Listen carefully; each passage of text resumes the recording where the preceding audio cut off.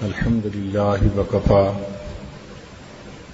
وسلام على عباده الذين اصطفى أما بعد فقال رسول الله صلى الله عليه وسلم الحزن رفيقي سبحان ربك رب العزة عما يصفون وسلام على المرسلين والحمد لله رب العالمين اللهم صل على سيدنا محمد وعلى آل سيدنا محمد وبارك وسلم اللهم صل على سيدنا محمد وعلى آل سيدنا محمد وبارك وسلم اللهم صل على سيدنا محمد وعلى آل سيدنا محمد وبارك وسلم الحزن رفیقی، اور حزن میرا ساتھی ہے۔ حزن کا لفظی مطلب ہوتا ہے دل کا غم، دل کا دکھ، اس کو حزن کہتے ہیں۔ تین الفاظ ہیں جو قرآن مجید میں استعمال ہوئے اور تینوں کے معنی بہت ملتے جلتے ہیں۔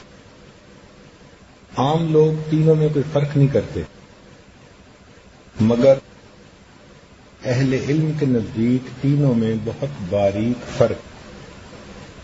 ایک لفظ ہے خوف، دوسرا ہے خشیت، اور تیسرا ہے حزن۔ خوف کہتے ہیں ڈر کو،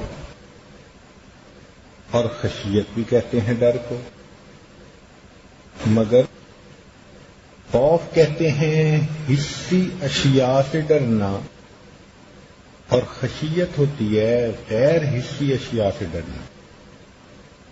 یہ انسان کی ایک فطرت ہے کہ وہ اچانک کوئی بات پیش آ جائے تو خوف کھا جاتا ہے۔ یہ طبعی خوف مقام نبوت کے بھی خلاف نہیں ہے۔ چنانچہ حضرت موسیٰ علیہ السلام پر یہ خوف طاری ہوا جب انہوں نے اپنے عصا کو اژدہا بنا ہوا دیکھا۔ فَأَوْجَسَ فِي نَفْسِهِ خِیفَةً مُوسیٰ، دیکھا حضرت موسیٰ علیہ السلام ڈر گئے جب وہ یکدم اژدہا بن گیا۔ اللہ تعالیٰ فرماتے ہیں قُلْنَا لَا تَخَفْ، ہم نے کہا ڈر نہیں۔ تو یہ ایک فطری چیز ہے۔ اسی طرح حضرت موسیٰ علیہ السلام نے دو آدمیوں کو لڑتے دیکھا تو ان میں سے ایک ان کا اپنی قوم کا تھا، ماننے والا تھا، اور دوسرا مخالفین میں سے تھا۔ اب انہوں نے اس کو جو تنبیہ کی خاطر ایک مکہ لگایا، فقضى موسیٰ فوقد موسیٰ فقضى علیہ، وہ تو نمٹ ہی گیا۔ اللہ تعالیٰ کی شان دیکھیں کہ دوسرے دن جب نکلے تو ان کا وہی جو قوم کا بندہ تھا وہ کسی اور سے لڑ رہا، انہوں نے اس کو تنبیہ کرنی چاہیے۔ یہ کل کا حال تو آنکھوں سے دیکھ چکا تھا، وہ سمجھا کہ آج شاید میری باری ہے، آج مجھے ہی نہ کہیں ٹیکنیکل ناک آؤٹ کر دیں، تو وہ بول پڑا کہ جی کل آپ نے فلاں بندے کے ساتھ یہ معاملہ کیا، اور یہ بات فرعون تک پہنچ گئی۔ وہ تو پہلے ہی موقع کی تلاش میں تھا، تو اس نے اسمبلی کا اجلاس بلا لیا اور سب نے متفقہ قرارداد پاس کر دی کہ اس بندے کے بدلے میں حضرت موسیٰ علیہ السلام کو قتل کر دیا جائے۔ ان بندوں میں سے ایک نیک آدمی تھا، وہ دوڑا ہوا آیا حضرت موسیٰ علیہ السلام کے پاس اور آ کر اس نے کہا ان الملأ یأتمرون بک لیقتلوا، کہ وڈیرے اپنے وقت کے ایم این اے آپ کو نمٹانے کی بات طے کر چکے فخرج، آپ اس شہر سے چلے جائیے، میں تو آپ کی خیر خواہی چاہتا ہوں۔ فخرج موسیٰ فخرج منها خائفا يترقب۔ دیکھیے حضرت موسیٰ علیہ السلام فوراً شہر سے نکلے، طبیعت پہ ایک خوف بھی تھا اور پیچھے مڑ کے دیکھتے بھی تھے کہ کوئی آ تو نہیں رہا پکڑنے کے لیے۔ اب دیکھیں معلوم ہوا کہ یہ خوف ایک فطری سی چیز، طبعی چیز ہے۔ ایسے حالات میں خوف کا طاری ہو جانا یہ مقام نبوت کے منافی نہیں ہے۔ چنانچہ ساتھ ہی ساتھ دعا بھی مانگ رہے تھے، کیا؟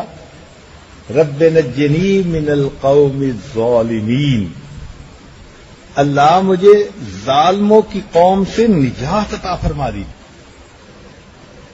اللہ تعالیٰ کی شان کہ اللہ نے انہیں مدین کے راستے پہ ڈال دیا۔ وہاں پہنچے تو دیکھا ایک کنواں ہے، قوم بکریوں جانوروں کو پانی پلا رہی ہے۔ دو بچیوں کو دیکھا جو اپنے جانوروں کو لے کر الگ کھڑی۔ جب باقی چلے گئے وہ بچیاں کھڑی نہیں تو پوچھا بھی کیا مسئلہ؟ انہوں نے کہا کہ والد ہمارے بوڑھے ہیں، وہ آ نہیں سکتے، اور ہم لڑکیاں ہیں، ہم اس بھاری چٹان کو اٹھا نہیں سکتی، تو جو برتنوں میں بچا کھچا پانی ہے ہم اپنے جانوروں کو پلاتے ہیں۔ حضرت موسیٰ علیہ السلام سمجھ گئے کہ یہاں بھی اونچ نیچ ہے، چنانچہ آپ نے ان کے لیے پانی پلا دیا۔ واپس لوٹ کے آئے، درخت کے نیچے بیٹھے، دعا مانگی، رب انی لما انزلت الی من خیر فقیر، اے اللہ آپ جو بھی مجھ عطا فرما دیں میں اس کا محتاج، نہ وہاں گھر ہے، نہ در ہے، نہ رشتہ دار، نہ عزیز اقارب، کچھ کھانے پینے کا نہیں، اکیلی کا۔ اللہ تعالیٰ کی طرف متوجہ ہوئے، اللہ رب العزت نے سب بندوبست کر دیا۔ ان میں سے ایک بچی واپس آئی کہ میرے والد آپ کو بلا رہے ہیں، آپ کو بدلہ دیں کہ آپ نے ہمارے لیے پانی پلایا۔ اللہ تعالیٰ نے شعیب علیہ السلام سے ملا دیا۔ ان کے ساتھ 10 سال رہنے کا ایگریمنٹ ہو گیا۔ انہوں نے اپنی ایک بیٹی کا نکاح بھی کر دیا۔ یہاں سے مفسرین نے نقطہ نکالا کہ جس نوجوان کی شادی نہ ہوتی ہو، نہ وسائل ہوں، نہ رشتہ داروں میں کوئی ایسا رشتہ نظر آتا ہو، کوئی صورت نظر نہیں آتی، تو وہ یہی آیت پڑھے، رب انی لما انزلت الی من خیر فقیر، اخلاص کے ساتھ پڑھے گا، اللہ تعالیٰ اس کے لیے ازدواجی زندگی کا سبب بنا دے۔ حضرت شعیب علیہ السلام نے حالات پوچھے، کہاں سے آئے، کیا ہوا؟ بتایا جی کہ اس طرح کا مسئلہ تھا۔ انہوں نے فرمایا نجوت من القوم الظالمین، اب آپ ظالموں کی قوم سے نجات پا گئے۔ تو یہ طبعی خوف کا آ جانا یہ کوئی بری بات نہیں ہوتی، یہ فطرت ہے انسان۔ تاہم خوف ہمیشہ آتا ہے مادی چیزوں سے، حسی چیزوں سے۔ اسی لیے قیامت کے دن جب انسان کھڑا ہوگا نا اور جہنم کو دیکھے گا اور میزان عدل قائم ہونے والا ہوگا، پھر ڈرے گا۔ اس لیے ایسے موقع پر اللہ نے خوف کا لفظ استعمال کیا، فرمایا وَأَمَّا مَنْ خَافَ مَقَامَ رَبِّهِ، اور جو اپنے رب کے سامنے کھڑا ہونے سے ڈر گیا۔ اس لیے حضرت زکریا علیہ السلام نے دعا مانگی، انی خفت الموالی من ورائی، کہ اولاد تو میری ہے نہیں اور میں اپنے ارد گرد کے جو رشتہ دار ہیں ان سے مجھے خوف ہے۔ تو خوف کا لفظی مطلب ڈرنا، لیکن عام طور پر یہ استعمال ہوتا ہے مادی اور حسی اشیاء کے ڈر سے. گو کے لوگ اس کا استعمال اور چیزوں کے لیے بھی کر دیتے ہیں. ایک ہے لفظ خشیت. خشیت کا مطلب بھی ڈرنا ہوتا ہے، لیکن یہ ڈر ہوتا ہے غیر محسوس اشیاء سے. مثال کے طور پہ ایک آدمی کو محبت ہے اور اگر اس کو یہ محسوس ہو کہ فلاں کام سے یہ بہت غصہ کرتا ہے تو آدمی اس کام کو کرنے سے گھبرائے گا. کیوں؟ یہ تو نہیں نا کہ اس کو اس پر مار پڑے گی، نہیں، اس کے محبوب کا ناراض ہو جانا یہ اس کے دل میں ایک خوف سا ہوتا ہے. اس کیفیت کو خشیت کہتے ہیں. لہذا مومن کو اللہ رب العزت کے ساتھ چونکہ ایک محبت کا تعلق ہوتا ہے تو مومن کے دل میں ہمیشہ یہ کیفیت ہوتی ہے کہ میرا محبوب میرے کسی عمل سے ناراض نہ ہو جائے. اس کو خشیت کہتے ہیں.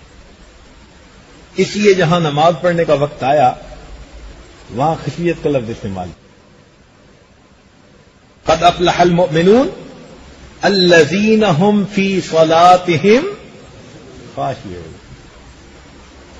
وانها لکبیرۃ الا علی الخاشعین. یہاں خشوع کا لفظ استعمال. اس لیے کوئی آدمی بڑے افسر کے سامنے جائے تو اپنے ہاتھوں کو ادھر ادھر اٹھاتا نہیں، ہلاتا نہیں کہ کہیں افسر ناراض نہ ہو جائے. چنانچہ نماز میں مومن بھی اللہ رب العزت کے سامنے ہوتا ہے تو وہ اپنے ہاتھوں کو بلا وجہ ہلاتا جلاتا نہیں کہ اللہ تعالیٰ کہیں ناراض نہ ہو. اس ہاتھوں کے نہ ہلانے کو حدیث پاک میں خشوع کہا گیا. اس لیے ایک بندہ جو اپنی داڑھی میں بار بار ہاتھ مار رہا تھا، نبی صلی اللہ علیہ وسلم نے لو خشع قلب ھذا، اگر اس بندے کے دل میں خشوع ہوتا تو خشوع کا مطلب ہوتا ہے غیر محسوس اشیاء کا ڈر دل میں ہونا. چنانچہ اللہ تعالیٰ قرآن مجید میں فرماتے ہیں لا تقتلوا اولادکم خشیت املاق. یہاں بھی یہی خشیت کا لفظ استعمال ہوا کہ ایک ڈر ہی ہوتا ہے نا بندے کا کہ پیسہ کم نہ ہو جائے.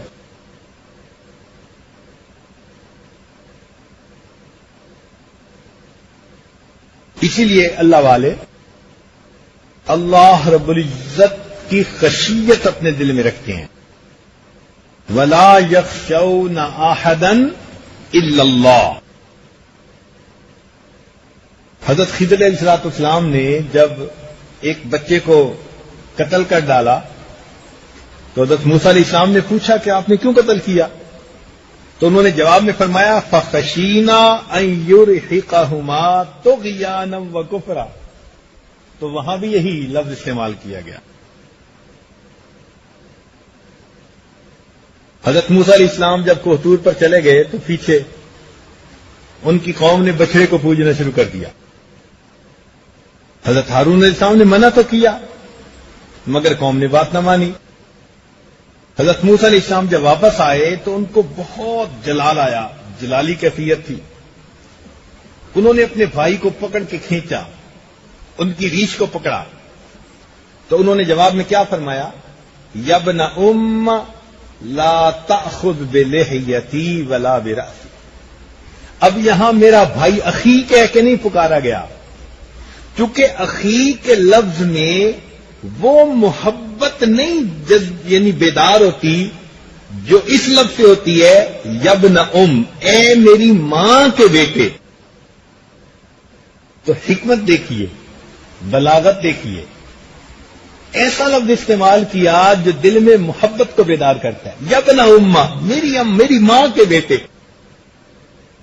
تو اس کے جواب میں ہارون علیہ السلام نے کیا فرمایا کہ انی خشیت ان تقول فرقت بین بنی اسرائیل.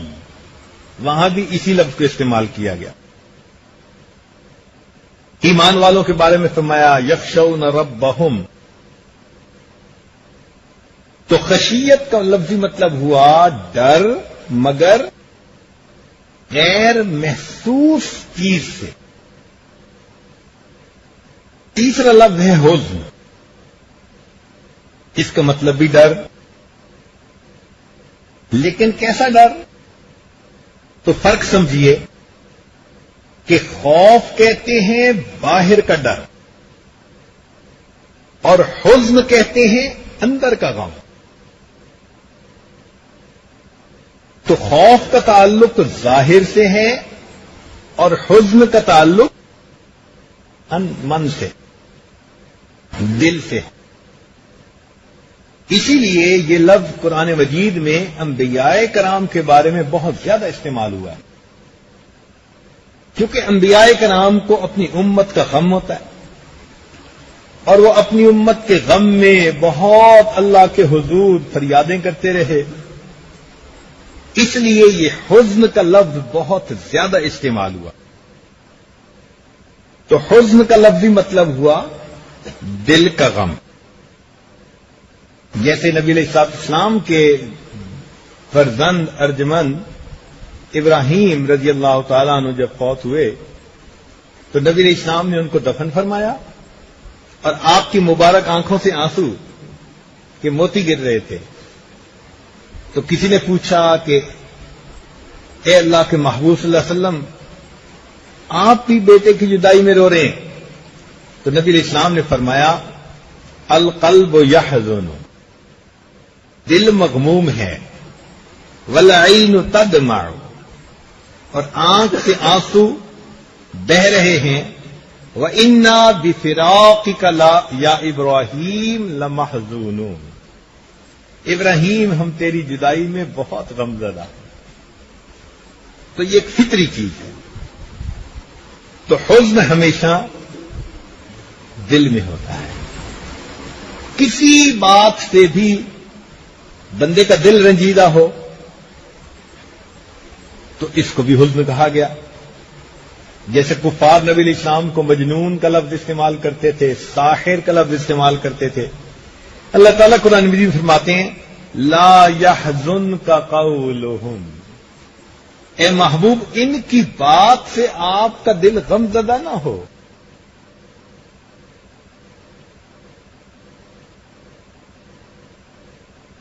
اسی لیے کچھ لوگ صحابہ کرام میں سے نبی علیہ السلام کے ساتھ جہاد پہ جانا چاہتے تھے،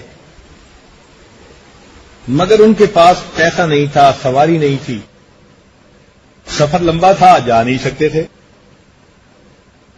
تو ان کی آنکھوں میں سے آنسو تھے جب انہوں نے مجاہدین کو جاتے دیکھا. اللہ تعالیٰ ان کے بارے میں فرماتے ہیں کہ یہ بھی لوگ ہیں کہ جو خرچ نہیں کر سکتے، یہ رو رہے ہیں حزنن اللہ یجدوا ما ينفقون. یہ مغموم ہے دل میں کہ یہ خرچ نہیں کر سکتے، اور اس وجہ سے آپ کے ساتھ جانے کی سعادت ان کو نہیں مل پا رہی.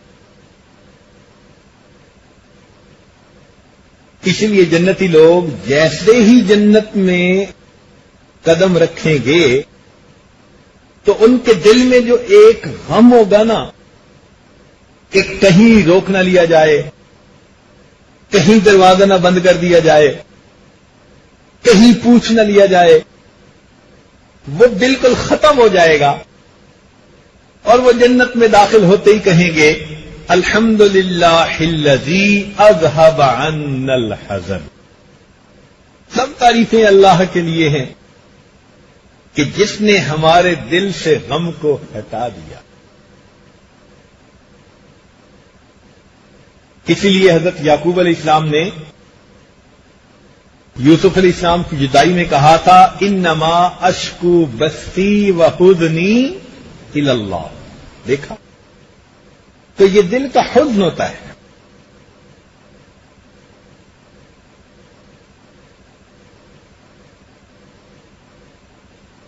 اور یہی لفظ نبی علیہ الصلوۃ والسلام نے صدیق اکبر کو فرمایا. قرآن مجید نے اس کو نقل کیا.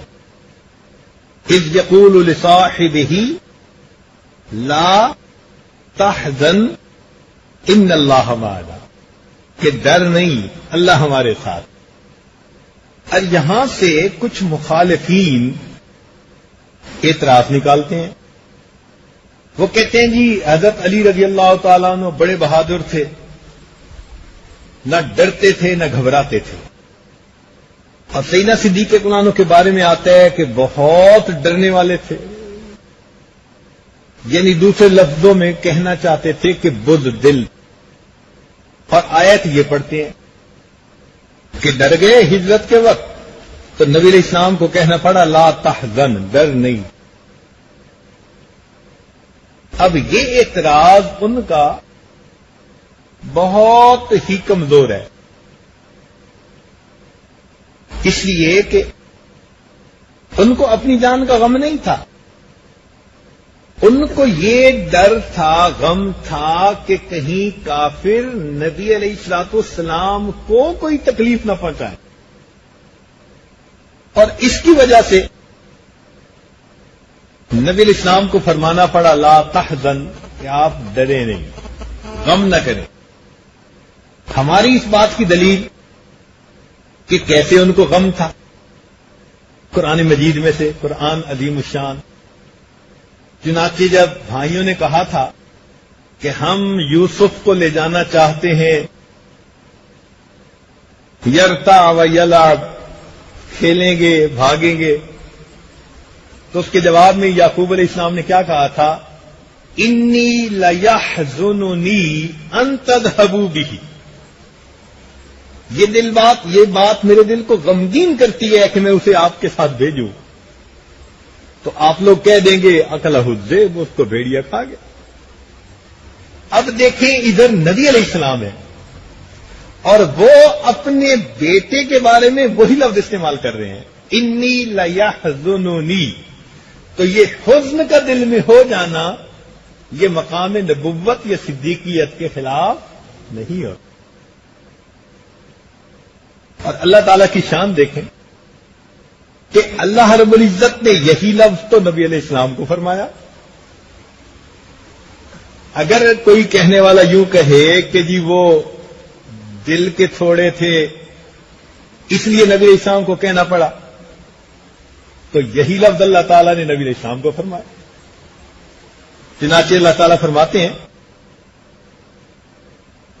وَلَا تَحْزَنْ عَلَيْهِمْ وَلَا تَكُ فِي ضَيْقٍ مِّمَّا يَمْكُرُونَ إِنَّ اللَّهَ مَعَ الَّذِينَ اتَّقَوْا وَالَّذِينَ هُمْ مُحْسِنُونَ. اب یہاں پر اللہ تعالیٰ اپنے محبوب کو کیا فرما رہے ہیں؟ لا تحزن علیہم. تو کیا پھر یہاں بھی یہی ترجمہ لیا جائے گا؟ تو معلوم ہوا کہ یہ دل کا غم تھا. چنانچہ صدیق اکبر کی شان دیکھیے کہ جو لفظ اللہ تعالی نے قرآن مجید میں اپنے محبوب کے لیے استعمال کیا لا تحزن، بہو وہی لفظ نبی علیہ السلام نے اپنے یار غار کے لیے استعمال کیا. یا فرمایا لا تحزن ان اللہ معنا. تو معلوم ہوتا ہے کہ واقعی صدیق اکبر کو اللہ نے نبی علیہ السلام کے ساتھ معیت کبریٰ عطا فرمائی. یہ جو ہے نا ان اللہ معنا، سبحان اللہ. محبتیں دیکھیے ذرا توجہ فرمائیے، نقطہ علمی نقطہ طلباء کے لیے. اللہ تعالیٰ نے قرآن مجید میں فرمایا ثانی اثنین، دو میں سے دوسرا. کیا فرمایا بھائی؟ دو میں سے دوسرا. علمی نقطہ. تو اللہ تعالیٰ نے صدیق اکبر کو نبی علیہ السلام کا دوسرا کہا کہ دو میں سے دوسرا. اور نبی علیہ السلام کی مہربانی دیکھیے فرمایا صدیق اکبر کو ما ظنک باثنین اللہ ثالثہما، کہ تم ان دو کے بارے میں کیا گمان رکھتے ہو کہ جن کا تیسرا، واہ میرے مولا، نبی علیہ السلام کہتے ہیں اللہ نے فرمایا کہ دو میں سے دوسرا، اور نبی علیہ السلام کیا کہتے ہیں کہ ان دو کا کیا پوچھتے ہو جن کا تیسرا، واہ میرے مولا۔ تو نبی علیہ السلام کے ساتھ سیدنا صدیق اکبر کو معیت خاصہ حاصل تھی، معیت کبریٰ حاصل تھی، اس لیے دونوں کے زندگیوں میں بہت زیادہ مشابہت ہے۔ اب دیکھیے، ادھر کلمہ پڑھانے والے اللہ کے محبوب، تو جوان بالغ لوگوں میں سے کلمہ پڑھنے والے دوسرے کون تھے؟ صدیق اکبر رضی اللہ عنہ۔ اب کوئی کہے جی کہ بیوی نے پڑھا یا کسی اور نے پڑھا، تو کہنے والے کہتے ہیں کہ جی گھر کے لوگوں کی جو تصدیق ہوتی ہے یہ کوئی وقت نہیں رکھتی، بیوی بیوی ہوتی ہے، کوئی جھوٹی بات بھی کر دے گا تو بیوی ہونے کے ناطے وہ اس کی بھی تصدیق کر دیتی ہے۔ تو تصدیق تو وہ مانی جاتی ہے کہ معاشرے کا ایک باعزت فرد کر رہا، وہ صدیق اکبر تھے۔ چنانچہ اس قدر مشابہت ہے زندگیوں میں، انسان حیران ہو جاتا ہے۔ طلباء کے لیے ذرا چند علمی نکتے تاکہ ان کے ذہن میں رہیں کہ معیت کبریٰ کسے کہتے ہیں۔ نبی علیہ السلام جب غار حرا سے واپس آئے، جب پہلی وحی اتری، تو آپ بہت زیادہ اس وقت غمزدہ تھے، خوفزدہ تھے، کیونکہ جبریل علیہ السلام کو پہلی مرتبہ اصلی شکل میں دیکھا تھا۔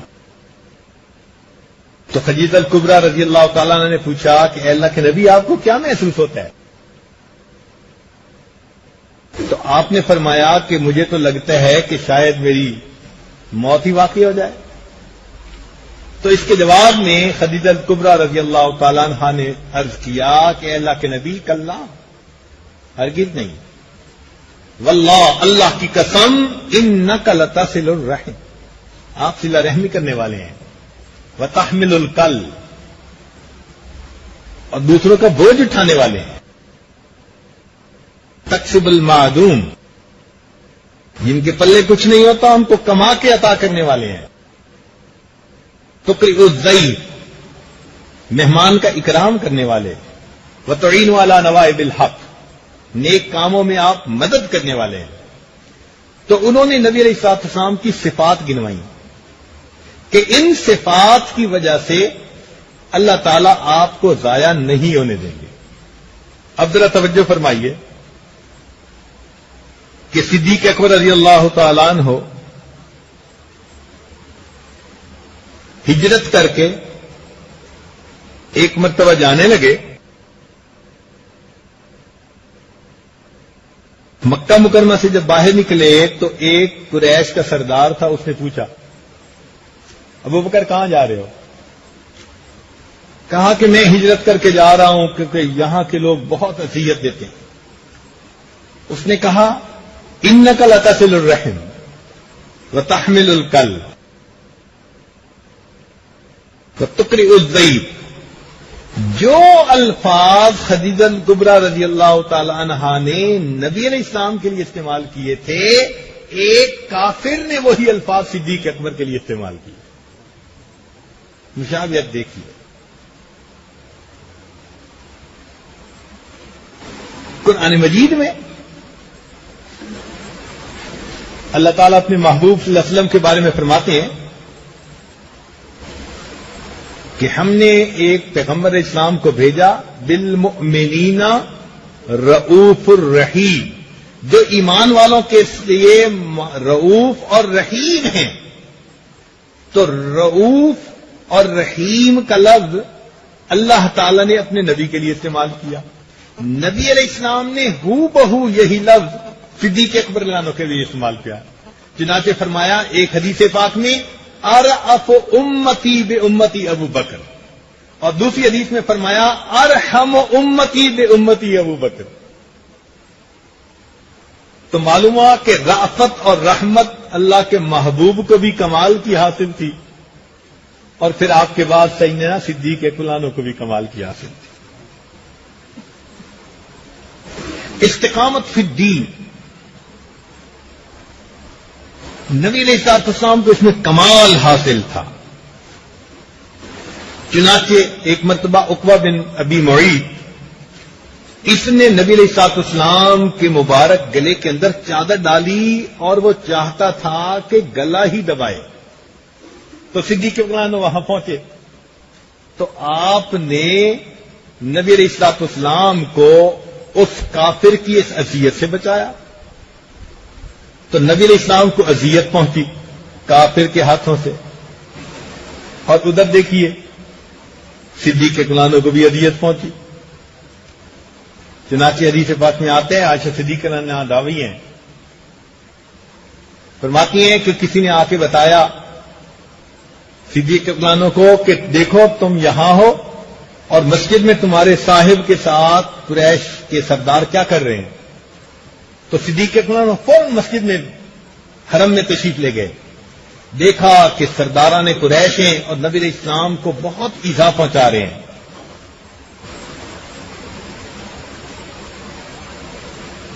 تو حضرت صدیق اکبر نے فرمایا اتقتلون رجلا ان یقول ربی اللہ، اور یہ کہہ کر جو ان کے قریب گئے تو کافروں نے نبی علیہ السلام کو تو چھوڑ دیا اور صدیق اکبر کو پکڑ لیا۔ اتنی اذیت پہنچائی، اتنی پہنچائی کہ بالآخر جب صدیق اکبر ملنے کے لیے دوبارہ آئے ایک دن کے بعد تو نبی علیہ السلام نے ان کی پیشانی پہ بوسہ دیا۔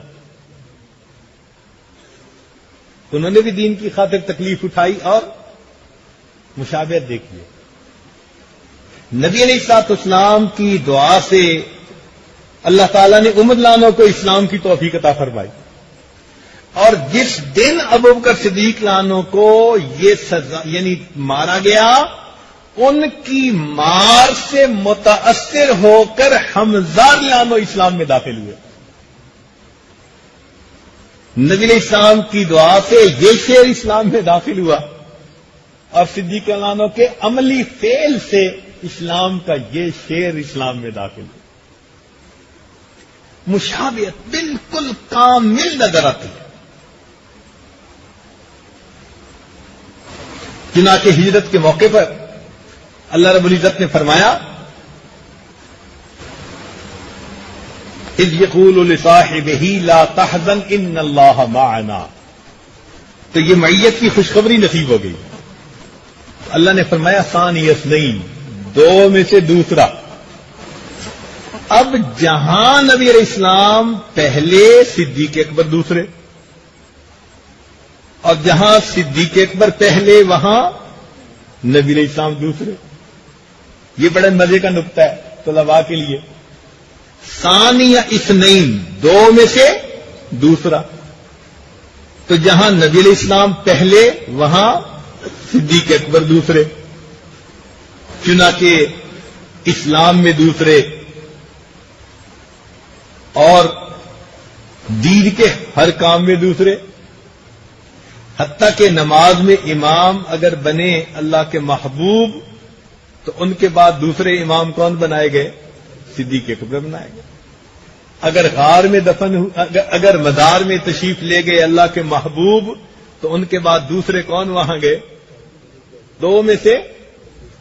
اور جہاں صدیق اکبر پہلے وہاں نبی علیہ السلام دوسرے۔ وہ کہتے کہ غار میں داخل ہوئے پہلے کون؟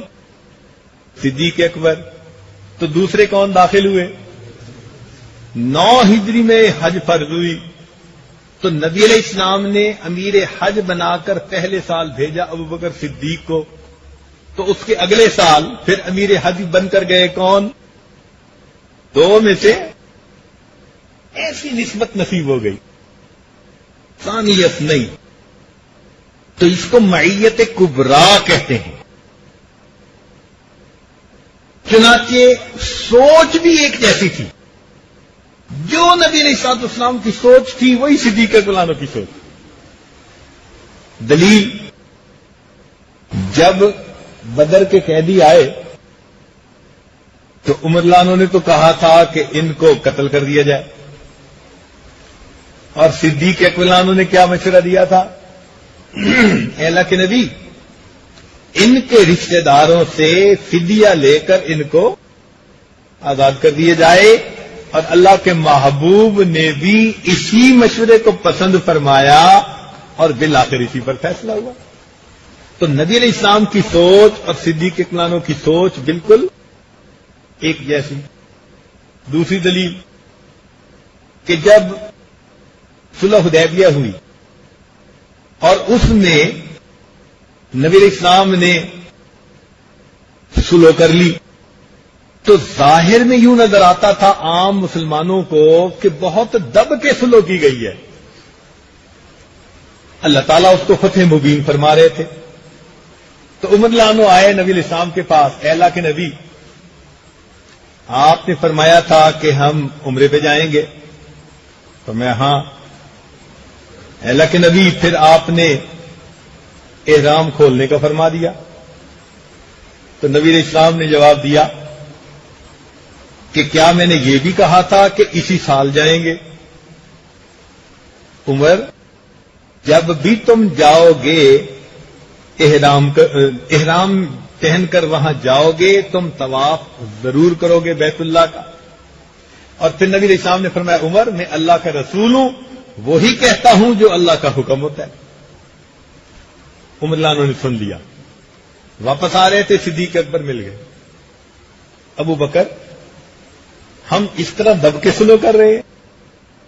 اصل تو یہ تھا نا کہ دل میں شوق ولولہ تھا بیت اللہ کو دیکھنے کا، اور اب واپس جانے کا حکم مل گیا تو طبیعت کا جذبہ کچھ وقت لے رہا تھا ٹھنڈا ہونے میں. تو ابو بکر صدیق سے کہا، ابو بکر، کیا ہم حق پر نہیں ہیں؟ ان کا ہاں. ہم کافروں سے دبنے والے ہیں؟ ان کا نہیں. پھر ہم ایسی سلو کیوں کر رہے ہیں؟ تو صدیق اکبر عنہ نے آگے سے جواب میں فرمایا، عمر، یہ بتاؤ کہ نبی علیہ السلام اللہ کے رسول ہیں؟ عمر عنہ کہتے ہیں جی. فرمایا، پھر اللہ کے رسول وہی کہتے ہیں جو اللہ تعالیٰ کہتے ہیں. جو الفاظ نبی علیہ السلام نے کہے تھے بہو وہی الفاظ صدیق اکبر عنہ نے کہے. ذہن اور فکر میں بھی اس قدر ایک دوسرے کے ساتھ مطابقت تھی، اعمال اور افعال میں مطابقت تھی. چنانچہ حدیث پاک میں آتا ہے کہ نبی علیہ السلام کے پاس باغ تھا. فدق ایک جگہ تھی خیبر سے کچھ پہلے، میں نے یہ دیکھنے کی جگہ وہ موقع ملا ہے. تو وہاں کے باغات سے آمدنی آتی تھی تو نبی علیہ السلام ضرورت مندوں کے اوپر خرچ کیا کرتے تھے، قریش کے نوجوانوں کی شادیاں کروانے کے لیے. ایک مرتبہ فاطمہ رضی اللہ عنہا نے عرض بھی کیا، اے اللہ کے نبی، اسے آپ ہمارے لیے وقف کر دیجئے. تو نبی علیہ السلام نے خاموشی اختیار فرمائی، مگر اس کو وقف نہیں فرمایا. سب کے پیسہ خرچ کرتے رہے. نبی علیہ السلام جب پردہ فرما گئے تو پھر یہی مطالبہ صدیق اکبر عنہ سے کیا گیا، اور انہوں نے بھی وہی عمل کیا جو نبی علیہ السلام نے کیا، کہ اس کو وقف تو نہ کیا اور اس کے خرچ جو تھا وہ قریش کے نوجوانوں پر خرچ کرتے. اعمال میں بھی بالکل مطابقت تھی. حتیٰ کہ طائف کے لوگوں نے نمائندہ بھیجا کہ ہم کلمہ پڑھنے کو تیار ہیں اگر ہمیں نماز معاف کر دی جائے. اللہ کے محبوب نے جلال میں فرمایا کہ یہ اللہ کا فرض ہے، کیسے معاف کیا جا سکتا ہے؟ اور یہی حال صدیق اکبر کو پیش آیا کہ جب نبی علیہ السلام نے پردہ فرمایا تو قبائل میں سے کچھ لوگ تھے، وہ کہتے تھے جی کہ ہم ہر کام کرنے کے لیے تیار ہیں، بس زکوٰۃ ہمیں خود ادا کرنے کی اجازت دے دی جائے. تو صدیق اکبر عنہ نے کیا کہا تھا کہ اللہ کی قسم، جو اونٹ دیتا تھا اگر وہ اونٹ دے اور رسی نہ دے میں اس بندے کے ساتھ بھی قتال کروں گا. جو نبی علیہ السلام نے کیا وہی صدیق اکبر نے کیا. نبی علیہ السلام نے ایک مرتبہ حسن لانو کو اٹھایا, ان کا بوسہ لیا, ان کو سینے سے لگایا. علی لانو فرماتے ہیں کہ میرے ساتھ ابو بکر جا رہے تھے تو درمیان سامنے سے حسن رضی اللہ عنہ آئے, بچے تھے. تو ابو بکر نے جیسے ہی دیکھا فرماتے ہیں ان کو اٹھایا اور اسی طرح بوسہ دیا, سینے سے لگایا, اور پھر یہ کہا کہ اللہ کی قسم ان کی مشابہت اللہ کے نبی سے زیادہ ہے اور علی سے تھوڑی ہے. تو اللہ نے مسکرانے لگ گئے. تو جو عمل نبی علیہ السلام نے کیا ہو بہو وہی عمل صدیق اکبر نے کیا. اور تو اور دیکھیے کہ ایک مرتبہ نبی علیہ الصلوۃ والسلام ہجرت کرنے کا ارادہ کر چکے, مگر مشورہ یہ ملا کہ جی قریش کے کسی سردار سے بات کر لیجئے, وہ آپ کو اپنی امان میں لے لیں. تو قریش کے ایک سردار نے نبی علیہ السلام کو امان میں لیا اور آپ پھر کچھ دن رہے. اس کے بعد اللہ کا حکم آیا اور پھر آپ نے مستقل ہجرت فرمائی. ہو بہو یہی حال صدیق اکبر کے تھا کہ پہلی مرتبہ وہ ہجرت کر کے جانے لگے اجازت لے کر نبی علیہ السلام سے. تو قریش کے ایک سردار نے روک لیا, واپس آ کر کچھ دن رہے. پھر اس کے بعد اللہ کے نبی نے جب ہجرت کی تو صدیق اکبر نے بھی ہجرت فرمائی. خیش و اقارب میں بھی جو حالات نبی علیہ السلام کو پیش آئے وہی حالات صدیق اکبر کو پیش آئے. ذرا توجہ فرمائیے گا, بات بڑی سمجھنے والی ہے. اب دیکھیں نا, ایک تو ہوتی ہے نا ذات کا مسئلہ, نہیں, خیش و اقارب عزیز و اقارب میں بھی نبی علیہ السلام کے عزیز و اقارب کے ساتھ جو معاملہ پیش آیا وہی معاملہ صدیق اکبر کے عزیز و اقارب کے ساتھ پیش آیا. اب ذرا اس کی دلیل سنیے. نبی علیہ الصلوۃ والسلام کے داماد حضرت علی, عثمان غنی سابقین اولین میں سے تھے. سابقین اولین میں سے تھے. تو سیدنا صدیق اکبر کے جو داماد تھے زبیر رضی اللہ تعالیٰ عنہ وہ بھی سابقین اولین میں سے تھے. یہ بھی مہاجرین میں سے تھے ہجرت کی, اور زبیر رضی اللہ عنہ نے بھی ہجرت کی. یہ بھی عشرہ مبشرہ میں سے تھے اور ان کے داماد زبیر رضی اللہ عنہ بھی عشرہ مبشرہ میں سے تھے. جو ان کے داماد کو اللہ نے مناقب دیے وہ ان کے داماد کو بھی عطا فرمائے. اور دیکھیے نبی علیہ الصلوۃ والسلام کی صاحبزادی سیدہ فاطمہ الزہرا رضی اللہ تعالیٰ عنہ, ان کو اللہ رب العزت نے بہت اونچا مقام عطا فرما دیا, بہت اونچا مقام عطا فرما دیا. تو اگر نبی علیہ السلام کی صاحبزادی سیدہ فاطمہ کو اونچا مقام ملا تو ادھر دیکھیے کہ صدیق اکبر کی صاحبزادی سیدہ عائشہ رضی اللہ عنہا کو بھی اللہ نے اونچا مقام عطا فرمایا. وہ نبی علیہ السلام کی صاحبزادی ہیں اور یہ صدیق اکبر کی صاحبزادی. چنانچہ آتا ہے کہ ایک مرتبہ دونوں بیٹھے ہوئے تھے, درجہ ماں بیٹی کا تھا. عائشہ صدیق عنہا ماں ہیں, وہ بیٹی ہیں, مگر عمر میں بہت زیادہ فرق نہیں تھا. تو پھر آپس میں ذرا خوشی باتیں بھی ہو جاتی تھی. تو فاطمہ رضی اللہ عنہا مسکرائیں. تو ام المؤمنین نے پوچھا کہ فاطمہ مسکرائی کیوں؟ کہ میرے ذہن میں ایک بات آئی ہے. کیا بات؟ کہ میں نبی علیہ الصلوۃ والسلام کی صاحبزادی ہوں, میرے والد محمد الرسول اللہ ہیں, اللہ نے مجھے یہ ایک شرف عطا فرمایا, مگر آپ کے والد تو ابو بکر ہیں. تو اس بات کو سن کر عائشہ صدیقہ رضی اللہ تعالی عنہا نے نبی علیہ السلام کی تعریفیں کرنی شروع کر دی. فاطمہ آپ نے سچ کہا کہ آپ کے والد رسول اللہ صلی اللہ علیہ وسلم ہیں، ہمیں ایمان ملا ان کے صدقے، قرآن ملا ان کے صدقے، خدا ملا ان کے صدقے، یہ ملا یہ ملا. نبی علیہ السلام کی تعریف کی انتہا کر دی. اور جب خوب دل جی بھر کے تعریف کر لی نا تو پھر مسکرا کے کہا کہ فاطمہ ایک بات میرے دل میں بھی آ رہی ہے. ان کا وہ کیا؟ ان کا ہاں کہ اگر آپ کے خاوند علی المرتضی ہیں تو فاطمہ میرے خاوند بھی تو محمد مصطفیٰ ہے. اور پھر مسکرا کے کہا کہ فاطمہ ایک بات اور آ رہی ہے. ان کا وہ کیا؟ ایک بات اور ذہن میں آ رہی ہے کہ قیامت کا دن ہوگا، ہم جنت میں جائیں گے، فاطمہ آپ کا ہاتھ علی المرتضی کے ہاتھ میں ہوگا اور میرا ہاتھ محمد مصطفیٰ کے ہاتھ میں ہوگا. تو دیکھو اللہ نے ان کی بیٹی کو بھی شرف عطا کیا اور سیدہ عائشہ صدیقہ رضی اللہ عنہا کو بھی شرف عطا فرمایا. پھر اور دیکھیے غربت کے حالات. سیدہ فاطمہ تو زہرا رضی اللہ عنہا پھر خود فرماتی ہیں ہاتھوں میں گٹے پڑ جاتے تھے، میں پانی بھر کر لاتی تھی، میں اونٹوں کو گٹلیاں توڑ کے کھلاتی تھی، خدمت کرتی تھی اونٹنیوں کی، گھر میں کبھی پکتا تھا کبھی نہیں پکتا تھا.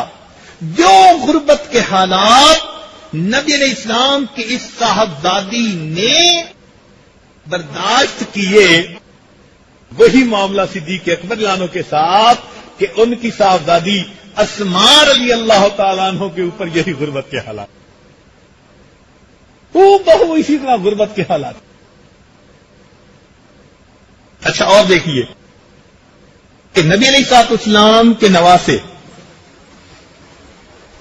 سیدنا حسین رضی اللہ تعالیٰ عنہ، ان کو بھی شہید کیا گیا. تو ادھر دیکھیے کہ صدیق اکبر رضی اللہ عنہ کے نواسے عبداللہ ابن زبیر رضی اللہ عنہ کو بھی شہید کیا گیا. ان کے نواسے بھی صحابی بنے، ان کے نواسے بھی صحابی بنے. ان کو شہید کیا گیا تو ان کی لاش بھی کئی دن وہاں پڑی رہی، اور جب ان کو شہید کیا گیا تو ان کی لاش بھی کئی دن لٹکتی رہی. بالکل ایک جیسے حالات ہیں. تو صرف نبی علیہ السلام کی اور صدیق اکرم کی آپس میں مشابہت ذات کی حد تک نہیں تھی، بلکہ عزیز و اقارب کے حالات میں بھی مشابہت. چنانچہ اعمال میں دیکھیے اللہ رب العزت نے اگر نبی علیہ السلام کو صحابہ کا امام بنایا تو ان کے دوسرے امام کون بنے؟ صدیق اکبر بنے. اور ایک مزے کی بات سنیے، ایک ہی نماز میں پہلے صدیق اکبر امام بنتے ہیں تو اسی نماز کی آخری رکعت میں اللہ کے محبوب امام بن رہے ہیں. بہو مشابہت. چنانچہ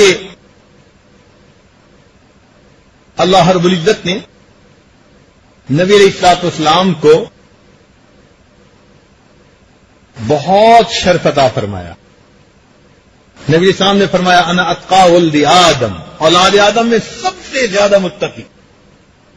تو جو لفظ نبی علیہ السلام نے استعمال فرمایا اللہ نے وہی لفظ اپنے پیارے صدیق کے لیے استعمال کیا، وَسَيُجَنَّبُهَا الْأَتْقَى الَّذِي يُؤْتِي مَالَهُ يَتَزَكَّى. دیکھا قرآنی الفاظ کا استعمال بھی بالکل ایک طرح کا ہو رہا ہے. چنانچہ اللہ تعالیٰ اپنے محبوب کے بارے میں فرماتے ہیں قُلْ إِن كُنتُمْ تُحِبُّونَ اللَّهَ فَاتَّبِعُونِي يُحْبِبْكُمُ اللَّهُ. تو نبی علیہ السلام کی اتباع کرنے والوں کے بارے میں فرمایا کہ جو اتباع کریں گے تو کیا ہوگا؟ یحببکم اللہ، اللہ تعالیٰ تم سے محبت فرمائیں گے. اور بالکل اسی طرح ہوا کہ صدیق اکرم نے جس قافلے کو بھیجا تھا ان کے بارے میں اللہ تعالیٰ کا پہلے ایک جو ہے وہ فرمان آ چکا تھا. فرمایا کہ اللہ تعالیٰ ایک ایسی قوم کو پیدا فرمائے گا یحبہم ویحبونہ، وہ اللہ سے محبت کریں گے، اللہ ان سے محبت کرے. اور یہ وہ لوگ تھے جو صدیق عنہ کے زمانے میں گئے تھے. اب دیکھیے ادھر فرمایا اذلۃ علی المؤمنین، ایمان والوں کے سامنے وہ اپنے کندھے جھکانے والے ہوں گے، پست کرنے والے ہوں گے، یعنی ان کو ایمان والوں سے ایسی محبت ہوگی. اور نبی کے صحابہ کے بارے میں بھی اللہ یہی فرماتے ہیں والذین معہ اشداء علی الکفار رحماء بینہم. پھر اور مشابہت دیکھ لیجیے کہ نبی علیہ الصلوۃ والسلام کی جو وفات مبارکہ ہوئی تو اس کا ظاہر میں سبب زہر بنا، اور صدیق عنہ کی جو وفات ہوئی اس کا ظاہر سبب کیا بنا؟ ادھر جو زہر والا کھانا تھا وہ ہدیہ کے طور پر بھیجا گیا تھا، اور صدیق عنہ کے بھی جو زہر کا کھانا تھا وہ ہدیہ کے طور پر بھیجا گیا. یہ نبی علیہ السلام نے جو کھانا کھایا تھا یہ بھی دو آدمیوں نے کھانا کھایا. دوسرے آدمی پہ زہر کا فوراً اثر ہوا اور وہ فوراً دنیا سے چلا گیا، اور ادھر یہ کھانا بھی دو بندوں نے کھایا تھا اور دوسرے بندے پر زہر کا فوری اثر ہوا اور وہ فوراً شہید ہو گیا، جبکہ نبی علیہ السلام پر زہر کا اثر ہوا اور وفات کے وقت بہت شدید بخار ہوا، اور ادھر صدیق عنہ نے جو زہر استعمال کیا اس کی وجہ سے بھی موت کے وقت شدید بخار ہوا. ادھر بھی بخار ادھر بھی بخار، ادھر بھی شدید ادھر بھی شہید، ادھر بھی اس کی وجہ سے ان کو شہادت ملی ادھر ان کو بھی شہادت ملی. چنانچہ بعض روایات میں آتا ہے کہ وفات سے کچھ دیر پہلے جو آخری آیت نبی علیہ السلام کی زبان سے نکلی تھی وہ تھی مع الذین انعم اللہ علیہم من النبیین والصدیقین والشہداء والصالحین. اور ہو بہو یہی آتا ہے کہ ابوبکر صدیق کے زبان سے جو آخری آیت سنی گئی وہ تھی مع الذین انعم اللہ علیہم من النبیین والصدیقین والشہداء والصالحین. ہو بہو ایک جیسے حالات. عالم نظم میں دیکھیے نبی علیہ الصلوۃ والسلام نے ادھر ان کی بیٹی فاطمہ موجود ہے اور ادھر دیکھیے کہ ان کی بیٹی سیدہ عائشہ موجود ہے. اور پھر وفات میں بھی مشابہت دیکھیے. اللہ کی شان کہ نبی علیہ الصلوۃ والسلام سوموار کے دن دنیا سے رخصت ہوئے، اور اللہ کی شان دیکھیے کہ صدیق عنہ کی وفات بھی سوموار کے دن ہوئی. جس چار پائی پر نبی علیہ الصلوۃ والسلام کو رکھا گیا صدیق عنہ کا جنازہ اٹھانا تھا، ہو بہو اسی چار پائی کو استعمال کیا. ان کو بھی 3 کپڑوں میں کفن دیا گیا، ان کو بھی 3 کپڑوں میں کفن دیا گیا. مزے کی بات دیکھیں کہ ان کی وفات بھی 63 سال کی عمر میں ہوئی اور ان کی وفات بھی 63 سال کی عمر میں ہوئی. نبی علیہ السلام کی جب وفات ہوئی آپ نے کوئی میراث نہیں چھوڑی، اور جب صدیق عنہ کی وفات ہوئی انہوں نے بھی کوئی میراث نہیں چھوڑی. اور لطف اور مزے کی بات دیکھیے کہ نبی علیہ السلام کی وفات ہوئی تو آپ کو روضۃ الجنہ میں داخل کر دیا گیا، اور جب ابوبکر صدیق کی وفات ہوئی تو ان کو بھی روضۃ الجنہ میں داخل کیا. تو معلوم ہوا کہ زندگی سے وفات تک بالکل اللہ نے حالات بھی ایک جیسے رکھے. اس کو معیت کبریٰ کہتے ہیں. یہ معیت کبریٰ تھی. اسی لیے اس معیت کبریٰ کی وجہ سے امام ربانی مجدد ثانی رحمۃ اللہ علیہ وہ فرماتے ہیں کہ ان کو نبی علیہ السلام کو کے ساتھ جنت میں بھی معیت نصیب ہوگی. صدیق عنہ کو نبی علیہ السلام کے ساتھ، بولے ذرا مراقبے چھوڑے نا، ذرا بات سنیں. صدیق عنہ کو جنت میں نبی علیہ السلام کے ساتھ معیت نصیب ہوگی. چنانچہ انہوں نے اپنے مکتوبات میں ان کو ہم خانہ رسول لکھا ہے. وہ فرماتی ہیں کہ اس کا طریقہ یہ ہوگا کہ جیسے ایک ڈبل سٹوری گھر ہوتا ہے، اس ڈبل سٹوری گھر میں نیچے کی سٹوری پر صدیق اکبر ہوں گے، اسی مکان کے اوپر کی سٹوری پر نبی علیہ الصلوۃ والسلام ہوں گے. تو اللہ رب العزت نے اپنے محبوب کو فرمایا لا تحزن علیہم، اور نبی علیہ السلام نے صدیق اکبر کو فرمایا لا تحزن ان اللہ معنا. تو یہ جو لا تحزن کے اوپر بعض لوگ اعتراض کرتے ہیں تو اس کا جواب سمجھ میں آ گیا کہ یہاں نبی علیہ السلام فرما رہے ہیں اور وہاں پر اللہ تعالیٰ اپنے محبوب کو فرما رہے ہیں. اچھا، قرآن مجید میں بعض جگہ پر حزن اور خوف کا لفظ اکٹھا بھی استعمال ہوا. چنانچہ فرمایا الا ان اولیاء اللہ لا خوف علیہم ولا هم یحزنون.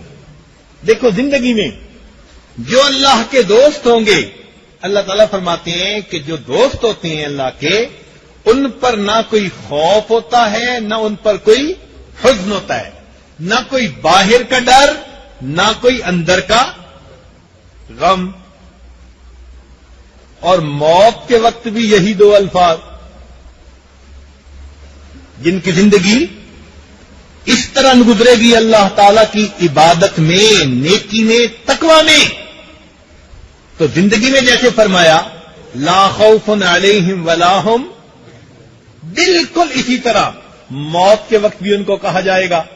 چنانچہ فرمایا ان الذين قالوا ربنا الله ثم استقاموا تتنزل عليهم الملائكة الا تخافوا ولا تحزنوا. تو دیکھو، زندگی میں بھی یہی، نہ تمہارے اوپر کوئی خوف نہ حزن، اور موت کے وقت فرشتے بھی یہی بشارت دے رہے ہیں. کیا کہہ رہے ہیں؟ اللہ تخافوا ولا تحزنوا. اور پھر اس کے بعد آگے دیکھیے کہ یہی لوگ جب وہاں سے جنت میں جائیں گے تو اللہ رب العزت بھی ان کو یہی بشارت دیں گے یا عباد لا خوف علیکم اليوم ولا انتم تحزنون. تو دیکھا، دونوں لفظ اکٹھے استعمال ہوئے نا. یہ اللہ رب العزت کی رحمت. اچھا، ایک بات دیکھیے، یہاں پر ایک علمی نکتہ ذہن میں آیا، بتائیں یا آج چھوڑ دیں؟ لگتا ہے آج آپ لوگ تھکے ہوئے زیادہ ہیں. کہیں آج ریزلٹ تو نہیں سنایا گیا؟ آپ سارے محزون نظر آ رہے ہیں. یہ حدیث کا ٹکڑا سن کے کہ وحزن و رفیقی، آپ سب پر وہ کیفیت طاری ہو گئی. تو علمی نکتہ پھر کیا سنانا ہے؟ سنائیں، یاد رکھیں گے انشاءاللہ، ماشاءاللہ. اچھا، ذرا توجہ فرمائیے. یہی خوف اور حزن کا لفظ اکٹھا استعمال کیا اللہ تعالی نے ام موسیٰ کے بارے میں، سیدنا موسیٰ علیہ السلام کے بارے میں. چنانچہ ان کو کہا کہ اپنے بیٹے کو سمندر دریا میں ڈال دینا. ولا تخافی، اونچا بولے، ولا تخافی ولا تحزنی. خوف بھی نہیں کھانا اور گھبرانا بھی نہیں. اللہ تیری شان. اب جب اللہ تعالیٰ کی شان یہ ہے کہ جب وہ کسی کے ذمے کام لگاتے ہیں اور وہ بندہ کر دیتا ہے تو اللہ تعالیٰ انعام دیتے ہیں. جیسے مومن دنیا میں عبادت کرتا ہے، اللہ جنت میں ان کو انعام عطا فرمائیں گے.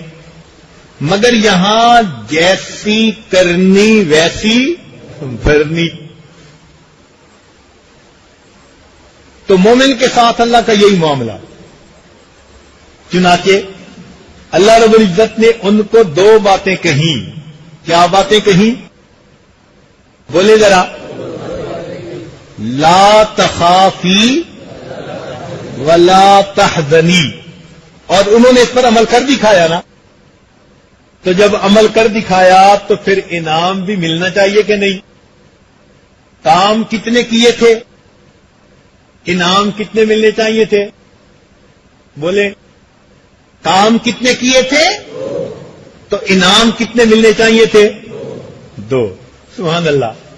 تو اللہ تعالیٰ آگے 2 ہی انعاموں کا تذکرہ فرماتے ہیں۔ کون سا انعام؟ فرمایا انا رادوہ الیک، ہم اسے لوٹائیں گے تمہاری طرف۔ تو بچے کا لوٹ کے آنا ایک انعام، اور دوسرا کیا کہا؟ وجائلوہ من المرسلین، اور ہم نے رسولوں میں سے بنانے، یہ کتنا انعام؟ اب یہاں تک تو آپ تفسیر میں نقطے پڑھتے رہتے ہیں، ایک نقطہ آپ کو اور بھی بتائیں جو بہت ساری تفاسیر کا مطالعہ کرنے کے بعد ملے گا، وہ یہ کہ اللہ تعالیٰ نے 2 باتوں کا حکم دیا تھا۔ ایک کا تعلق حصی کیفیت کے ساتھ تھا، خوف علیہم، اور دوسری کیا تھی؟ ولا هم یحزنون، اور یہ کیا چیز ہوتی ہے؟ یہ غیر محسوس قسم کی چیز ہوتی ہے۔ دوسرا بندہ نہیں محسوس کرتا کہ پتہ نہیں اس کا دل غمزدہ ہے یا نہیں، وہ تو غمزدہ بندے کو پتا ہوتا ہے نا، ظاہر میں کسی کو کیا پتا کہ دل میں کیا؟ کیونکہ ایک کا تعلق ظاہر کے ساتھ اور ایک کا تعلق باطن کے ساتھ، چونکہ حکم دیا تھا ایک کا تعلق ظاہر کے ساتھ اور دوسرے کا تعلق، تو اللہ تعالی نے انعام بھی 2 دیے، ان میں سے ایک انعام کا تعلق ظاہر کے ساتھ انا رادوہ الیک، اور دوسرے انعام کا تعلق باطن کے ساتھ، فرمایا وجائلوہ من المرسلین، ہم نے اس کو رسولوں میں سے بنانا ہے۔ دیکھا، جیسا عمل ویسا ہی اس کا اجر۔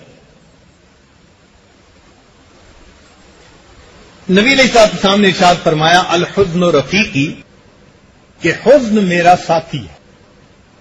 حزن کہتے ہیں ایک غم کو جو کسی خیر خواہ کے دل میں کسی دوسرے بندے کے بارے میں ہوتا ہے جو اپنے آپ کو نقصان پہنچا رہا تھا، جو اپنے آپ کو نقصان پہنچا رہا۔ تو نبی علیہ السلام کے دل میں خیر خواہی تھی کہ امت کے لوگ اپنے ہاتھوں سے جہنم خرید رہے ہیں۔ چنانچہ نبی علیہ السلام نے معراج کی رات جہنم کے حالات کو دیکھا۔ حدیث پاک میں ہے، ذرا توجہ فرمائیے گا۔ علی رضی اللہ عنہ آئے گھر پہ اور فاطمہ رضی اللہ تعالی عنہا کو بتایا کہ فاطمہ 3 دن سے نبی علیہ السلام پر عجیب کیفیت طاری ہے، اللہ کے نبی نماز پڑھنے کے لیے مسجد میں آتے ہیں، فوراً واپس چلے جاتے ہیں، کسی سے گفتگو نہیں کرتے، اور گھر جا کر بھی مصلی ہی کے اوپر ہیں، ازواج سے بھی کلام نہیں فرما رہے، اور نبی علیہ السلام مستقل روتے جا رہے ہیں۔ آپ بیٹی ہیں، لاڈلی ہیں، آپ جائیں اور جا کر پوچھیں۔ تو فاطمہ الزہرا رضی اللہ تعالیٰ عنہ فوراً گئی، دیکھا کہ نبی علیہ السلام واقعی بہت غمزدہ ہیں، پاس جا کر بیٹھی، عرض کیا کہ ابا جان آپ کیوں اتنے مغموم ہیں؟ کس چیز نے آپ کو غم زدہ کیا؟ ماں یبکی، کیا چیز آپ کو رلا رہی ہے؟ کس وجہ سے آپ رو رہے ہیں؟ نبی علیہ السلام نے فرمایا فاطمہ مجھے خیال آ رہا ہے کہ جب میں نے معراج کی رات جہنم کو دیکھا تو میں نے کچھ عورتوں کو عذاب پاتے دیکھا، وہ نقشہ میرے سامنے ہے، اور امت کے غم کی وجہ سے میں اس وقت اللہ سے اس امت کی مغفرت مانگ رہا۔ اے اللہ کے نبی آپ نے کیا دیکھا؟ تو حدیث پاک میں آتا ہے کہ نبی علیہ السلام نے 6 عورتوں کا تذکرہ کیا، ان 6 عورتوں میں سے 2 عورتوں کا تذکرہ بتا دیتے ہیں۔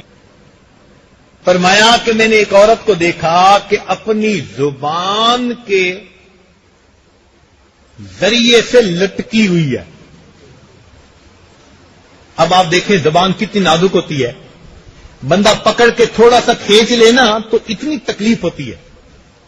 وہ عورت اپنی زبان کے ذریعے لٹک رہی تھی، جیسے کسائی کسی بکرے کے سر کو اوپر کیل کے ساتھ لٹکا دیتے ہیں کہ کان کے اندر کیل گھسا دیا اور لٹک گئی.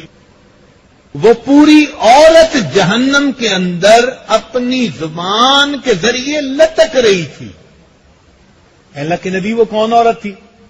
فرمایا یہ وہ عورت تھی جو دوسروں کی غیبت کرتی تھی، تانے دیتی تھی، اپنی زبان سے دوسروں کو ایذا پہنچاتی تھی، زبان کا غلط استعمال کرتی تھی.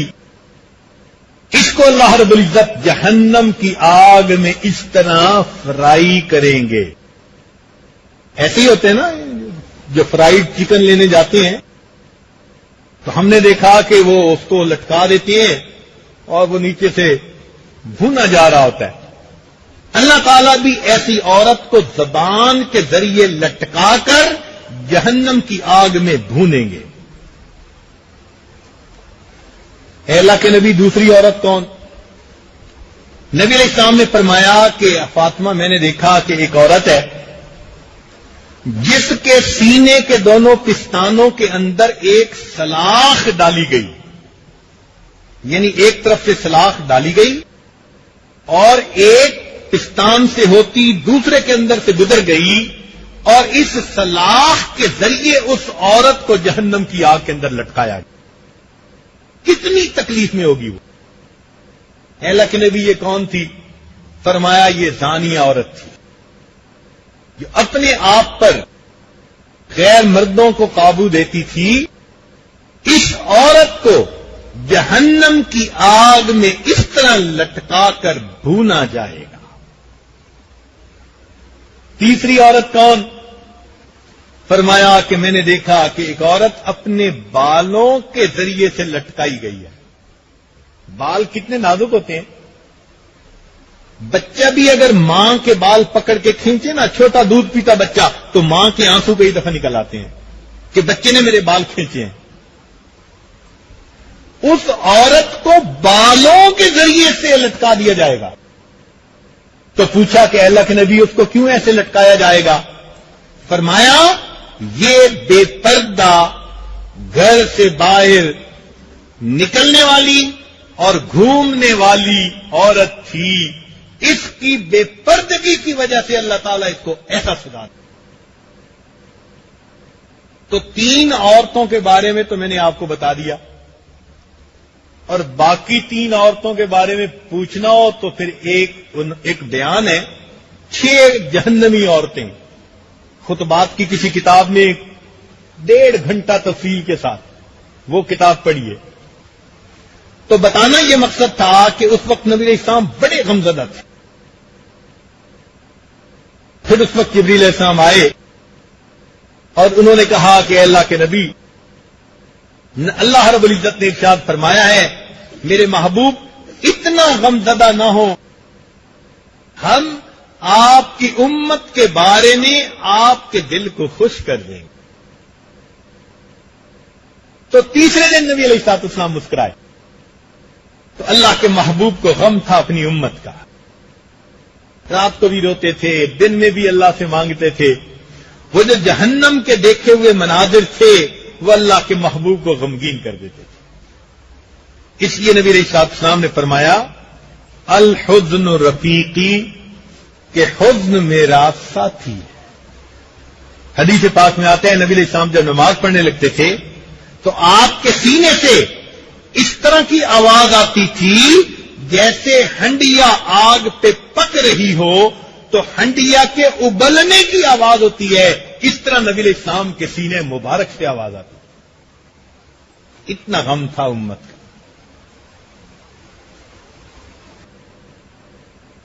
اب جیسا نبی علیہ السلام کے دل میں ہر وقت غم تھا، دائم الحزن، یہی کیفیت صدیق اکبر کی بھی تھی.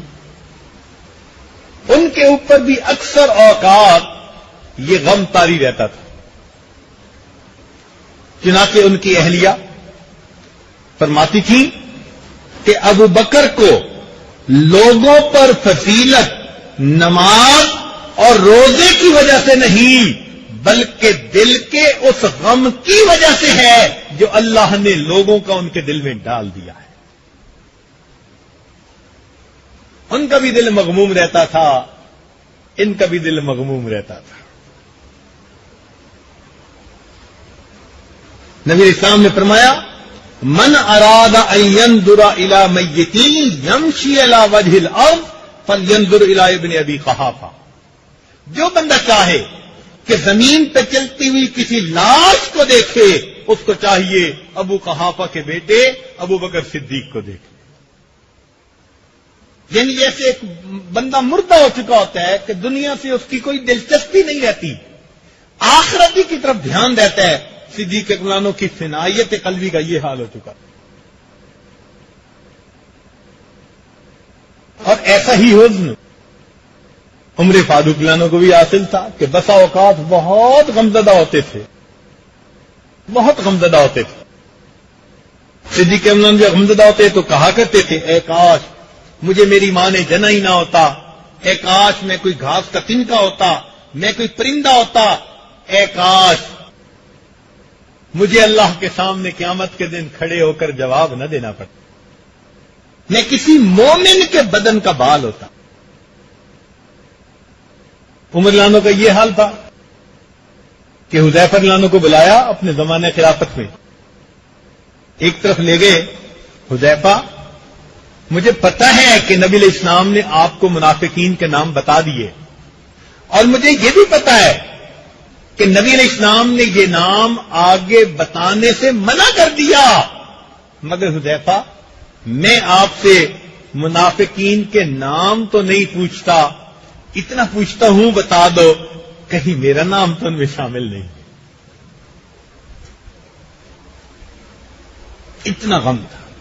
چنانچہ جب عمر لانوں کی شہادت کا وقت قریب آیا, بیٹے کو بلا کر وصیت فرمائی, بیٹے جب میری روح نکل جائے جلدی مجھے نہلا دینا, کفنا دینا اور جلدی دفنا دینا. اور یہ 2-3 دفعہ اس کو کہا تھوڑے وقت میں. تو انہوں نے کہا کہ ابو جان ہم جلدی کریں گے, آپ کیوں بار بار اتنا اصرار کر رہے ہیں؟ تو جب انہوں نے یہ کہا تو عمر لانوں نے عجیب جواب دیا. عمر لانوں نے آگے سے جواب دیا کہ بیٹے میں اس لیے کہتا ہوں کہ اگر اللہ رب العزت مجھ سے راضی ہوئے تو تم جلدی مجھے اللہ سے ملا دینا,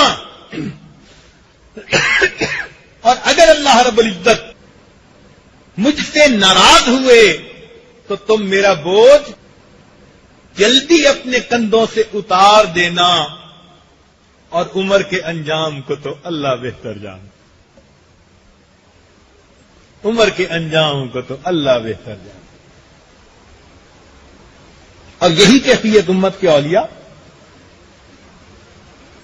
چنانچہ حسن بصری رحمت اللہ کے بارے میں آتا ہے اتنا ان کے دل میں حزن رہتا تھا کہ جب چل کے آ رہے ہوتے تھے تو یوں لگتا تھا یہ وہ نوجوان ہے جو اسی وقت اپنے باپ کو قبرستان میں دفن کرنے کے بعد واپس آ رہا ہے. ایسے غم بیٹھے ہوتے تھے, اس طرح مغموم ہوتے تھے, لگتا تھا یہ وہ مجرم ہے جس کی پھانسی کا حکم صادر ہو چکا, اب اس کے اوپر غم چھا چکا ہے. ایسے مغموم رہے. رابعہ بصریہ کا بھی ہے. چنانچہ اس کے بارے میں آتا ہے کسی بندے نے کھانے کے لیے مرغ پیش کیا, اماں یہ مرغ کھا لے, بھونا ہوا تھا. رابعہ بصری رونے بیٹھ گئی. اماں رو کیوں رہی ہے؟ کہنے لگے بیٹا مرغ مجھ سے تو مرغ ہی اچھا. کہ وہ کیسے؟ بیٹے اس مرغ کو پہلے ذبح کیا گیا, اس کی جان نکال دی گئی, اس کے بعد اس کے گوشت کو آگ میں بھونا گیا, اور اگر قیامت کے دن میری خطاؤں کو اللہ نے نہ بخشا تو رابعہ کو تو زندہ حالت میں جہنم کی آگ میں بھون دیا جائے. بیٹے مجھ سے تو یہ مرغی اچھا ہے. ایک خوف تھا، ایک ڈر، غم ہوتا تھا ہر وقت. ہمارے اکابر کی بھی یہی کیفیت تھی. حضرت مدنی رحمت اللہ کے بارے میں آتے ہیں، تہجد میں اٹھتے تھے اور دعا مانگتے ہوئے اس طرح روتے تھے، لگتا تھا کہ جس طرح کوئی بچہ اپنے باپ سے کسی غلطی کی وجہ سے پٹ رہا ہوتا ہے اور معافیا مانگ رہا ہوتا ہے، اس طرح وہ اپنے رب سے رات کو معافیا مانگ رہے. حضرت مولانا احمد الہاری رحمت اللہ علیہ بہت کثیر البکا تھے، کثرت کے ساتھ روتے تھے، نشان بن گئے تھے آنسوؤں کے، اتنا روتے تھے. ان کے بارے میں مشہور واقعہ ہے کہ جب ان کی وفات ہوئی تو ان کی قبر سے خوشبو آتی تھی، جس طرح امام بخاری رحمۃ اللہ علیہ کی قبر سے خوشبو آتی تھی. تو ان کو ان کے خلیفہ نے خواب میں دیکھا، پوچھا کہ حضرت آگے کیا بنا؟ تو فرمانے لگے کہ اللہ رب العزت کے سامنے پیشی ہوئی اور اللہ رب العزت نے مجھ سے پوچھا کہ احمد علی اتنا کیوں روتے تھے؟ احمد علی اتنا کیوں روتے تھے؟ کہ جی پھر فرمانے لگے میں تو بہت ڈر گیا، اس لیے کہ میں نے سنا تھا کہ جس سے پوچھ گچھ ہونے لگ گئی منوکش فی الحساب فقد عذب، تو میں سمجھا کہ کہیں شاید پوچھ گچھ ہونے لگ گئی، تو میں تو اور ڈر گیا. مگر میرے اس ڈرنے پر اللہ رب العزت کی رحمت جوش میں آئی. فرمایا احمد علی زندگی میں بھی ڈرتا تھا، اب بھی ڈر رہا ہے، تیرا ایسا نام اعمال میرے پاس آیا کہ میں نے تیری بھی مغفرت کر دی، اور جس قبرستان میں تجھے دفن کیا گیا اس قبرستان کے تمام موتا کی بھی میں نے مغفرت کر دی. یہ غمزدہ رہنے والوں کو اللہ کی طرف سے انعام ملے گا. تو دعا ہے کہ اللہ رب العزت ہمیں بھی اپنے گناہوں کا غم عطا کر دے، کہ ہم ان سے معافی مانگیں، اس کی وجہ سے اللہ رب العزت کے عذاب سے ڈریں، دین کا غم عطا کر دے، امت کا غم عطا کر دے، اللہ رب العزت اسلام کا غم عطا فرما. آج تو پتہ نہیں دل میں کیا کیا غم نوجوانوں نے بسائے ہوئے ہوتے ہیں. اللہ رب العزت یہ دین کا غم ہمیں عطا فرما دے. حدیث پاک میں آتے ہیں اللہ تعالیٰ کسی بندے پر دو خوشیاں اکٹھی نہیں کرے گا اور کسی بندے پر دو غم اکٹھے نہیں کرے گا. تو پوچھا گیا جی کیا مطلب؟ فرمایا جو دنیا میں بے غم ہو کر زندگی گزارے گا اسے اللہ تعالیٰ آخرت کا غم عطا فرمائیں گے، اور جو دنیا میں غم کے ساتھ، دین والے غم کے ساتھ زندگی گزارے گا اللہ تعالیٰ آخرت کے غم سے اس کو نجات عطا فرمائے. عزیز طلباء، آج اس دین کو اپنا غم بنا لیجیے، اسی کی خاطر جینا، اسی کی خاطر مرنا، اس کو زندگی کا مقصد بنا لیجیے. یہ ایک نسبت ہے نبوت والی. جو نبی علیہ الصلوۃ والسلام کے وارث بنیں گے ان تمام کی زندگی اسی طرح گزرے گی جیسے نبی علیہ الصلوۃ والسلام نے گزاری.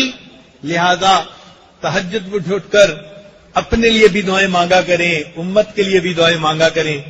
اللہ رب العزت ہمیں اس دین کی خاطر جینے کی، اسی دین کی خاطر زندگی گزارنے کی اور دینے کی توفیق عطا فرمائے، اور اللہ تعالیٰ قیامت کے دن نبی علیہ السلام کے قدموں میں ہمیں جگہ عطا فرما دے، اور دنیا کے اس دین کے غم کے بدلے اللہ ہمیں بھی ان میں شامل فرما دے جو جنت میں داخل ہو کر کہیں گے الحمدللہ الذی اذھب عنا الحزن. اللہ تعالیٰ قیامت کے دن جنت میں داخل فرما کر ہمارے حزن کو بھی ختم فرما دے.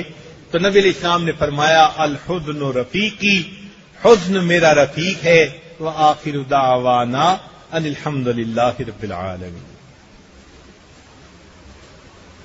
تھوڑی دیر مراقبہ کر لیجئے.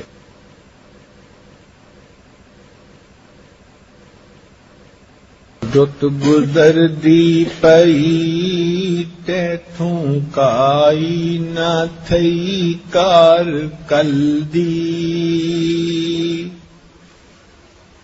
غافلا جوڑ موڑی عمل دی.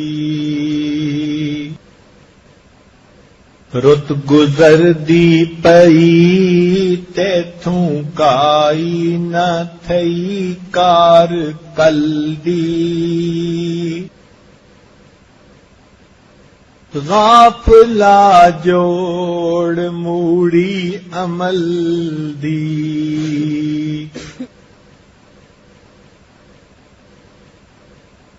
زلزلہ وچ زمیناں دے ہوسی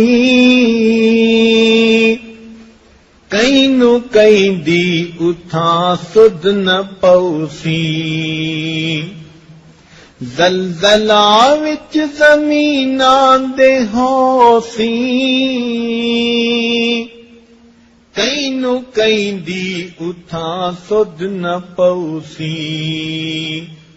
ڈردے ہو سن نبی ہو سی مشکل گھڑی او عدل دی غافلا جوڑ موڑی عمل دی.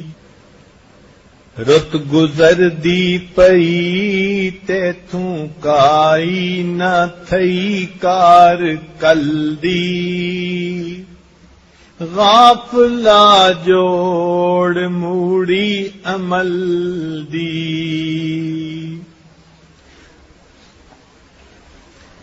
ماں پیو پترا تو ہو سن بیزارے کم نہ سن اتھاں اج دے یارے.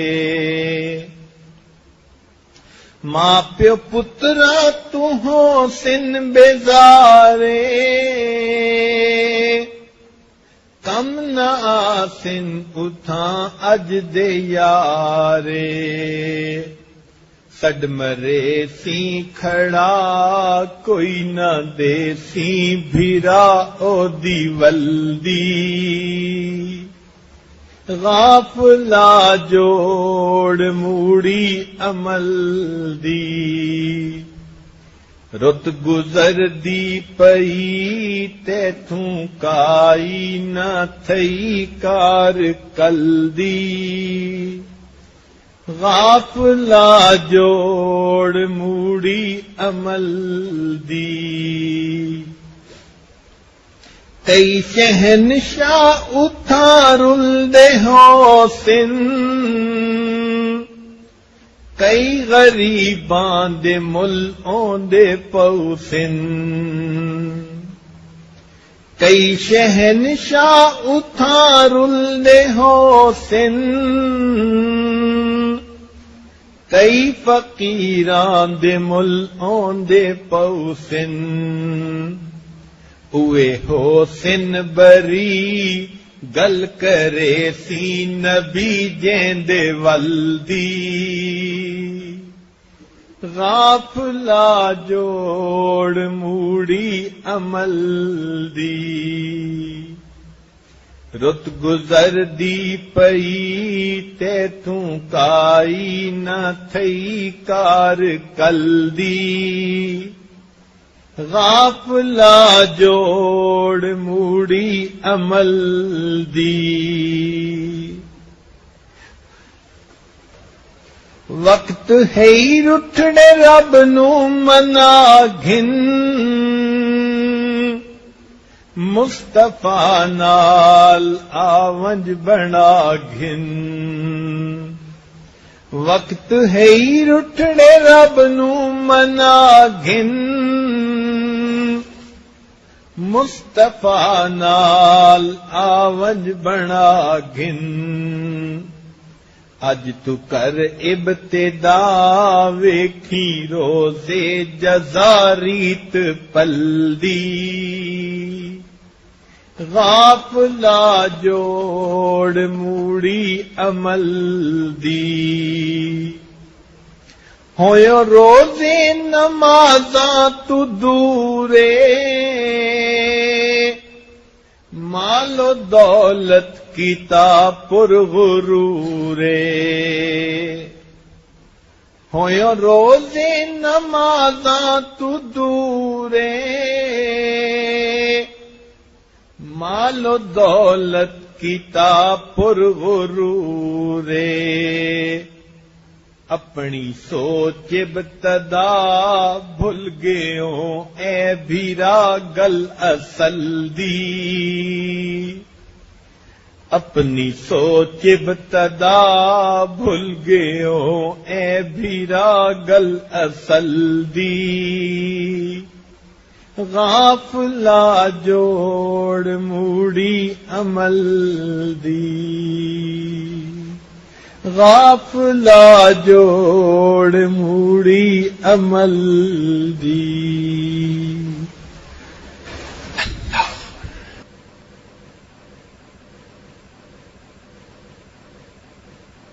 لا الہ الا اللہ محمد رسول اللہ سبحان ربی العلی اللہم صلی علی سیدنا محمد وعلی آل سیدنا محمد مبارک وسلم۔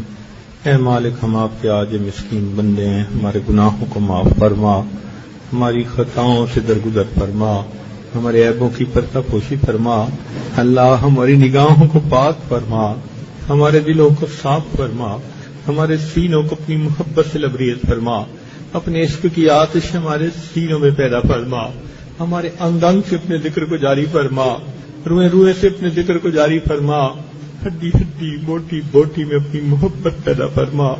رب کریم ہمارے ساتھ درگزر کا معاملہ فرما، میرے مولا ہمارے ساتھ رحمت کا معاملہ فرما۔ اے اللہ، ہم نے جتنے بھی گناہ کیے ہمارے سب گناہوں کو معاف فرما۔ اے اللہ، ہمیں گناہوں کی ذلت سے محفوظ فرما، طاعات کی عزت نصیب فرما۔ اے مولا، ہمیں تقوی طہارت کی زندگی نصیب فرما، ہمیں نبی علیہ الصلوۃ والسلام کی مبارک سنتوں پر عمل کی توفیق عطا فرما۔ اے اللہ، ہمارے دل میں آخرت کا غم عطا فرما۔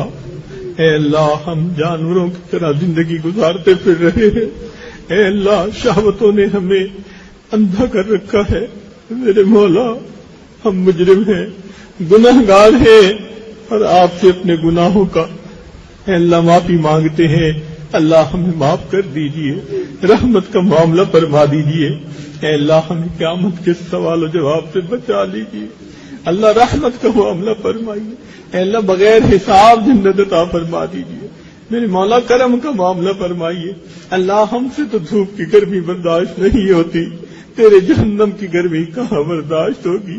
اللہ، ہمیں تو بھیڑ بھی کاٹ لے تو مشکل سے اس کی تکلیف برداشت ہوتی ہے۔ اللہ، جہنم کے زہریلے سانپ اور بچھو جب کاٹیں گے کیا حالت ہوگی۔